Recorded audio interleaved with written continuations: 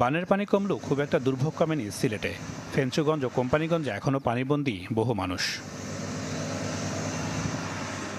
স্বজনদের নিরাপদ আশ্রয়ে রেখে 2 সপ্তাহ ধরে ঘরবন্দি সৌরভ দাস।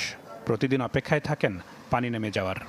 ঘরের মালপত্র আপনার একটু সুবিধাজনক অবস্থানে রাখছি, সব কিছু রাখতে পারেন খুব দ্রুত পানি ওঠার কারণে। আর আমরা প্রতিদিনই সংখ্যায় আছি, সকল প্রতিদিনই উঠে পানি আমরা পরিমাপ করি, বাড়ে না কমে। ডুবে আছে দোকানপাটও, এতে ভাটা পড়েছে ব্যবসা বাণিজ্যে। বানের জলের সাথে থাকতে থাকতে কেউ কেউ ভুগছেন রোগে শোকে। ব্যবসা বাণিজ্য তেমন না, আগে থেকে কম। টুকটাক যারা এমার্জেন্সি আছে তারা রোগী ডাক্তার খল দেখায় না, তারা আসে।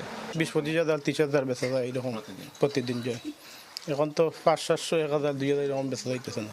আর ঘরে থাকার মতো ব্যবস্থা নাই, তারপর থাকি আমরা বাধ্য হয়ে যেতে ঘর দেখাশোনা করা লাগে। অতখান পর্যন্ত এখন খাসরা